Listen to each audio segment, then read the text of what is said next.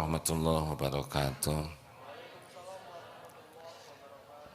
Alhamdulillahi rabbil alamin. Segala puji bagi Allah subhanahu wa ta'ala yang maha dekat, maha menyaksikan segala-galanya. Tidak ada satupun yang luput dari penglihatan Allah. Dialah Allah yang maha mengatur segala sesuatu. Jagad semesta ini beres, walaupun luar biasa rumitnya, beres. Tubuh kita juga rumit luar biasa, beres. Makanya orang-orang yang yakin kepada Allah, wa may yatawakkal 'ala Allah fahuwa hasbuh.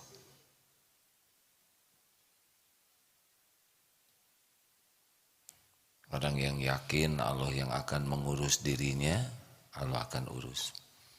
Allahumma salli wa sallim wa barik ala Muhammadin wa ala alihi wa ashabihi ajma'in. Para pemirsa yang budiman, MQ TV, MQ FM dan semua jaringan dan hadirin, alhamdulillah sudah hampir 3 minggu tidak siaran di sini ya. Segalanya ada waktunya insya Allah. Kali ini kita akan mengkaji bagaimana caranya supaya kita tidak stres menghadapi masa depan. Banyak di antara kita yang risau dengan apa yang belum terjadi.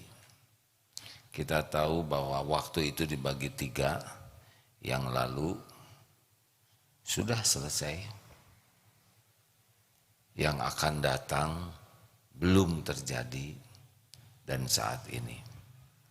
Harusnya yang lalu tidak membuat kita sengsara dan yang akan datang tidak membuat kita sengsara. Tapi tidak sedikit orang yang tidak bisa menikmati hari ini karena masa lalu, juga karena masa yang akan datang. Ini banyak santri, kalau santri akhwat mungkin ya pikirannya, saya lulus tidak, saya ingin kuliah di mana, nanti siapa jodoh saya, punya anak berapa, pikir. Kalau lelaki ya samalah ya. Ketahuilah bahwa semua yang ada ini, kita ini adalah ciptaan Allah. Tidak ada satupun makhluk kecuali Allah yang menciptakan. Allah yang mendesain diri kita. Baik hardware maupun softwarenya. Tampak jasad ini maupun yang ada pada diri kita yang tidak nampak, seperti bakat, potensi kita, ya, karakter kita, Allah yang menciptakan. Dan Allah lah yang paling tahu apa yang terbaik untuk kita. Jadi jangan risau dengan masa yang akan datang. Risaulah kalau kita tidak disukai Allah, karena Allah tahu apa yang akan terjadi, sudah tertulis di Lauh Mahfuz ya. Tetapi ada tapinya, kalau kita disukai Allah, maka Allah akan memilihkan takdir terbaik bagi kita, tempat sekolah terbaik, jodoh terbaik. Allah pemilik segala-galanya. Semua kampus milik Allah subhanahu wa ta'ala. Semua yang ada di alam semesta ini adalah milik Allah. Tidak ada yang bisa terjadi tanpa izin Allah. Jadi kalau kita ingin sesuatu yang terbaik di masa yang akan datang, intinya sederhana. Jadilah orang yang disukai Allah. Nanti Allah akan ngatur. Kalau misalkan ada takdirnya terbaik jadi sesuatu karena Allah yang nyiptakan bakat tiap orang. Nanti kita disukai Allah, dibimbing oleh Allah. Allah tahu, wah orang tua saya tidak punya biaya, tidak ada masalah tentang biaya. Biaya kuliah itu sepenuhnya Allah yang bagikan rezeki. Kalau Allah mau takdirkan adik kuliah di satu tempat, nanti jalannya ada ke sana. Nggak ada biaya dari orang tua, nggak ada masalah sama sekali. Tinggal Allah gerakan saja nanti. Orang yang akan membiayai atau digerakkan saja, dipinterkan, nanti dapat beasiswa. Ini berapa banyak yang hadir di sini, wajah-wajah beasiswa, ya kan? Gak usah ngacung deh, sudah auranya terbaca ya. Itu Allah juga yang ngatur. Hadirin sekalian, saya mohon maaf sebetulnya seburuk-buruk cerita tuh, dan yang paling bahaya dalam cerita adalah cerita tentang pribadi. Sejujurnya AA tidak pernah terbayangkan akan seperti ini. Tidak. Waktu SMA tidak terbayang. Saya bukan lahir dari dunia pesantren. Ayah saya seorang prajurit. Alhamdulillah. Sekolahnya elektro, tidak nyambung. Dari kecil sukanya berdagang, bisnis dari TK. Tidak terbayang, benar-benar tidak terbayang akan membangun sebuah pesantren, akan dianggap sebagai seorang pimpinan pesantren begini. Bukan hanya bayangan, remeng-remeng saja tidak. Tapi terjadi ini sekarang. Benar? Ada ini pesantren. Ini saya barusan cari sorban supaya rada kelihatan. Ya. Tidak terbayangkan. Ada yang ngatur. Maaf ya, kawan-kawan, ini buka dapur. Maksudnya dapur ini rahasia. Kami rapat di Darut Tauhid. Apa yang terjadi jauh lebih baik daripada yang dirapatkan. Tidak terbayang. Masjid akan sebagus ini, di berbagai tempat ada. Tidak terbayang. Ada bayangan, cuman sederhana bayangannya. Ada yang ngatur. Maka sekarang lebih simpel. Kalau dulu segala ingin segala itu, sekarang bagaimana caranya supaya waktu yang ada sekarang ini kita disukai Allah, titik. Kenapa? Kita boleh mikirnya akan datang, boleh. Tapi belum tentu ada. Kita belum tentu hidup. Berapa banyak santri yang wafat masih muda, benar? Dan yang akan wafat, kenapa jadi pada nunduk begini? Tidak tahu. Makanya boleh punya cita-cita, boleh. Tapi cita-cita harus membuat dekat dengan Allah. Karena Allah yang menggenggam diri kita, Allah yang menggenggam hari-hari yang akan datang, Allah yang menguasai segala-galanya. Aduh, gimana tentang jodoh? Jangan nanya sama saya. Sebab saya bukan penentu jodoh. Ke Allah, tapi saya ini kurang cakep. Jangan menghina Allah ya. Allah menciptakan kita tuh udah pas buat calonnya. Iya. Kalau yang punya jodoh yang cakep-cakep, siapa jodoh kita, ya kan? Allah yang mendesain wajah, Allah yang membulak-balik hati, Allah yang menanamkan cinta, Allah yang menakdirkan jodoh. Makanya ingat jodoh, ingat Allah. Ingat kuliah, ingat Allah. Bisa enggak saya ingin kuliah kedokteran di ITB? Ya. Itu ngaco aja. Karena di sana tidak ada fakultas kedokteran. Tapi kan mudah bagi Allah mengadakannya. Nah, ini makin ngaco ya. Mudah bagi Allah, tapi sunatullahnya memang sudah ada begini. sekolah teknologi ya. Oleh karena itulah rekan-rekan sekalian, ingat masa depan langsung ingat Allah. Mencemaskan sesuatu tentang masa yang akan datang langsung ingat Allah. Apapun di masa yang akan datang sepenuhnya hanya bisa terjadi dengan izin Allah Subhanahu wa taala.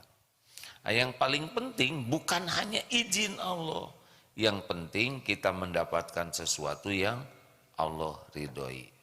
Gimana caranya? Ya, pertama kita harus husnuzon kepada Allah.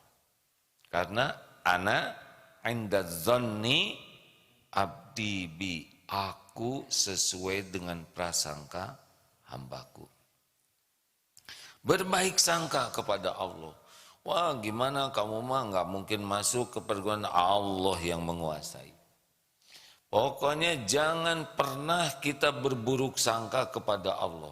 Seperti ada yang, Bu, kenapa ibu nggak haji? Boro-boro haji. Saya mah ongkos pulang ke rumah juga pas-pasan. Ini buruk sangka kepada Allah. Padahal kalau Allah mengundang seseorang haji, pasti Allah buat jalannya sampai ke sana. Ya seperti yang diceritakan. Kemarin 180 orang sekitar itu rombongan. Yang bayar itu bayar sendiri, syariatnya paling 10%, 20 orang. Jadi gimana yang 160? Syariatnya ya, ada yang dibayarin suaminya. Iya tuh, istri anak. Ada, suami cerita, bisnis saya lagi jelek, saya kesini, dibayarin. Istrinya, ada yang dibiayai menantu, ada yang dibiayai orang tua, anak-anak itu orang tua yang mau. Ada yang dibiayai oleh bosnya di kantor, bosnya belum kesini, supirnya yang kesini. Kalau Allah mau ngundang, pasti ada jalannya, termasuk yang ini ya. Setahun bisa 4 kali takdir Allah saya ke tanah suci, jarang, hampir nggak ngeluarin ongkos, diongkosin ya, ada jalannya. Pernah suatu saat tidak dapat kuota haji, padahal ingin haji, kuotanya sudah tidak ada di sini. Qadarullah dapat undangan dari raja untuk haji, ada saja jalannya. Oleh karena itu husnuzon kepada Allah. Jangan mengecilkan janji jaminan Allah hanya karena lihat kemampuan orang tua, kemampuan finansial. Saya emang nggak bisa lah, nggak mungkin. Nah itu suudzon. Tidak ada yang tidak mungkin bagi Allah. Apalagi yang kedua, kalau sudah berbaik sangka bahwa semua takdir dalam kekuasaan Allah, yang kedua adalah pasrahkan ke Allah. Kalau pasrah itu ikhtiar, tidak begini nih ya. Maaf ini mengulangi lagi. Sedikit saja nih tentang Google, apa yang suka memandu di mobil tuh, Google Map. Sekarang orang yang pakai kendaraan Google Map, setel Google Map-nya, aplikasinya di-download, kerja dulu dia, ngedownload, kemudian nulis alamat, tujuannya ke sana, kemudian pencet, apa yang dipencet? Start lah gitu ya, langsung dia, 20 meter, belok kiri tahu, nggak tahu ya. Dipandu dan nurut, itu pasrah kepada Google Map. Mesin qadarullah sekarang ada mesin itu, belok kiri, belok kanan, di depan ada persimpangan, lalu pakai rem yang kiri, 25 meter lagi sampai di sebelah kiri, sampai. Kita terus berinteraksi dengan bimbingan. Itu karena kita pasrah ke Google Map, sebab kita ngelawan. 50 meter belok kiri, nggak mau, ngomong aja sesuka saya, tahu ya nggak. hasilnya tersesat. Walaupun Google Map tidak akurat ya.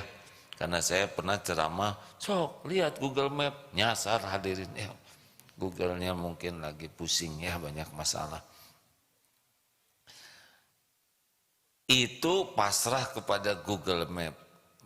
Kalau nggak pasrah bagaimana? Ya pusing lah nyari sendiri. Kita bisa pakai Google Map, bisa tidak, ya kan? Kurang lebih itulah. Kalau dulu sebelum cerita Google Map seperti masuk ke gunung, mau ke puncak gunung, ada pilihan. Silahkan masuk ke puncak sendiri atau lapor kepada pemilik gunung, pawang gunungnya ya. Barang siapa yang lapor ke pemilik gunung ini kemudian menyerahkan dirinya akan dipandu oleh penguasa gunung ini, jamin akan sampai ke tujuan dengan jalan yang paling efektif dan efisien. Mana yang paling menikmati perjalanan di gunung itu? Yang masuk sendiri atau yang memasrahkan diri kepada penguasa gunung itu? Memasrahkan. Dulu sering diceritakan, wah saya mau ke hutan, mau ke sana. Tapi dia tidak pakai petunjuk. Di lehernya galon 2. Buat apa bawa galon? Begini saja. Ya karena cadangan air di hutan. Itu bawa karung buat apa? Beras. Ya buat di hutan.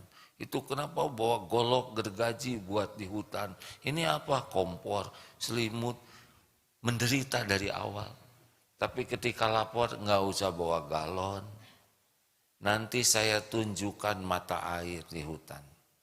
Saya juga bakal ngasih tahu mana pohon yang ada airnya yang bisa diminum. Cukup bawa flash kecil saja. Ini apa kok bawa beras? Ya buat masak di hutan nggak usah.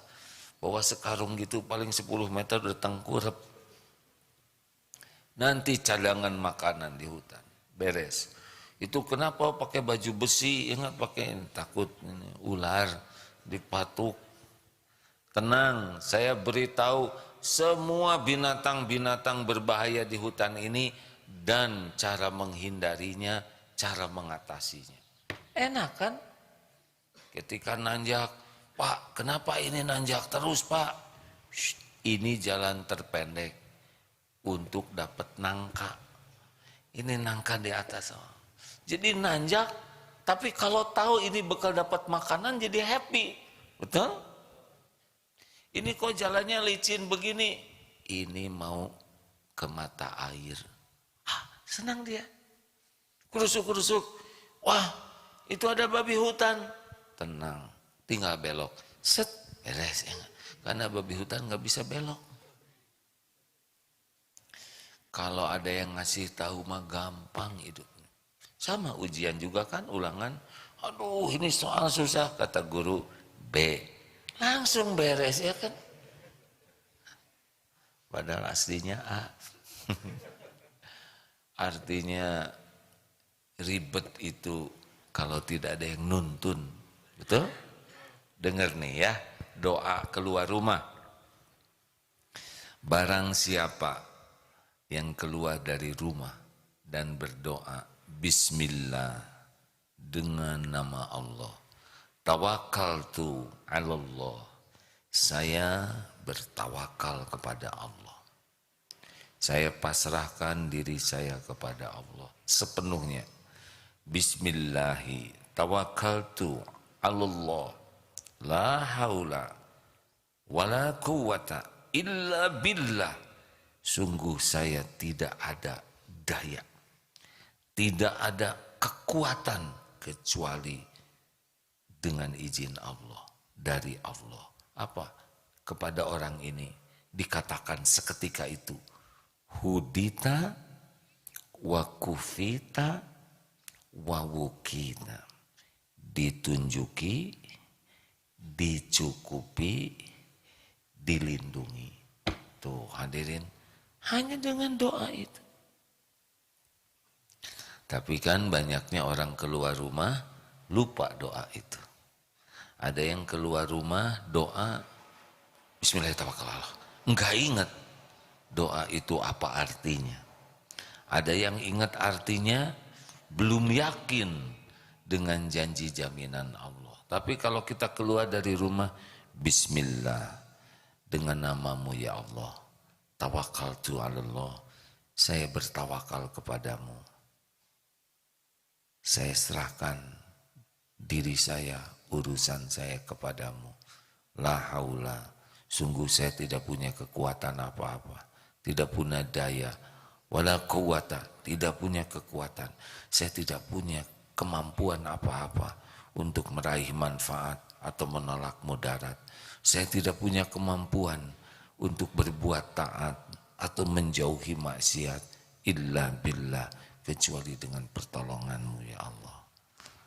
Allah tahu siapa hambanya yang doa, Allah tahu siapa hambanya yang doa dan mengerti apa yang dia ucapkan. Allah tahu hambanya yang berdoa dan yakin dengan janji jaminan Allah. Tingkatan ini sangat menentukan hasilnya. Nanti ditunjukin. Kalau harus ketemu ilmu, kita ketemu ilmu itu. Maaf ya, seperti sekarang nih, pagi ini, yang takdirnya harus dapat ilmu ini, dengar dia di sini sekarang atau di medsos. Tapi ada juga yang ke masjid, tapi kelihatannya nggak dapat ilmu, ya itu dia tuh yang nyender. Ada apa? Karena subhanallah, subhanallah, subhanallah. Langsung wirid ya. Kalau memang kita harus ketemu orang dan Allah menakdirkan sesuatu lewat orang itu, kita ketemu orang itu. Semua makhluk Allah yang menggenggam.